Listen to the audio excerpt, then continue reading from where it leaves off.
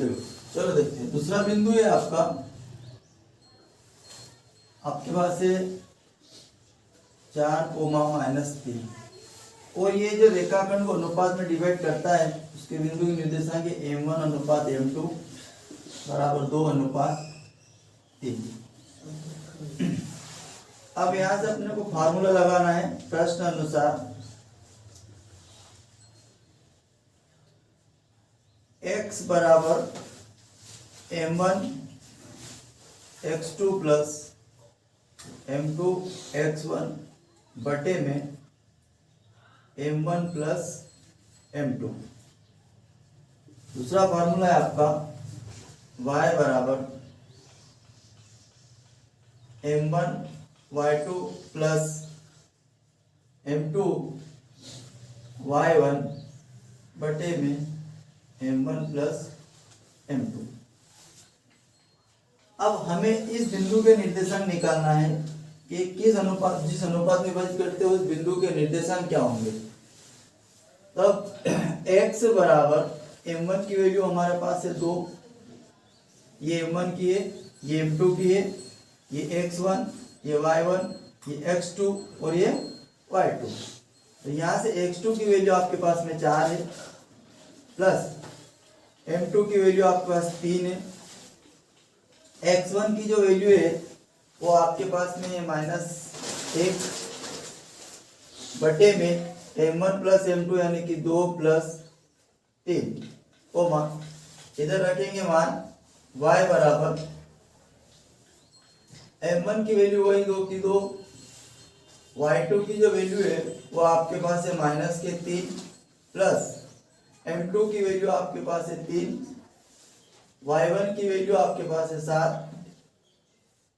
m1 की value रखेंगे 2 plus 3, ये हो जाएगा आपका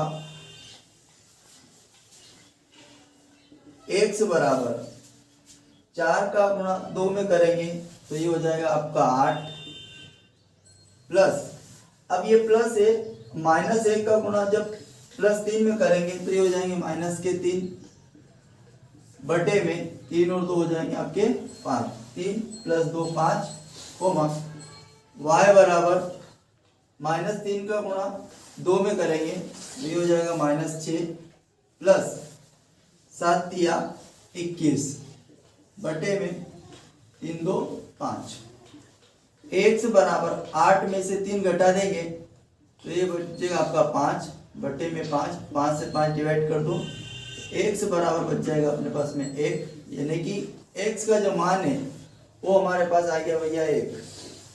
y बराबर 21 प्लस के हैं माइनस के 6 हैं, 21 में से 6 घटा देंगे तो अपने पास बचेंगे 15 बटे 5, 5 से डिवाइड करेंगे तो 5 तिया 15, ये आपका हो जाएगा 3, तो y बराबर आ जाएगा आपका 3। तो हमें x और y के मान हमें मिले कि जो बिंदु इन a और b को जिस अनुपात में डिवाइड कर रहा है उस बिंदु के जो निर्देशांक होंगे वो कितने होंगे x, 3।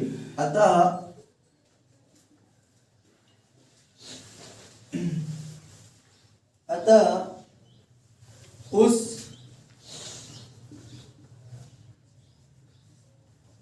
बिंदु के निर्देशांक 1,3 होंगे। ये इतना करना है और ये दो बिंदु है इस प्रकार से।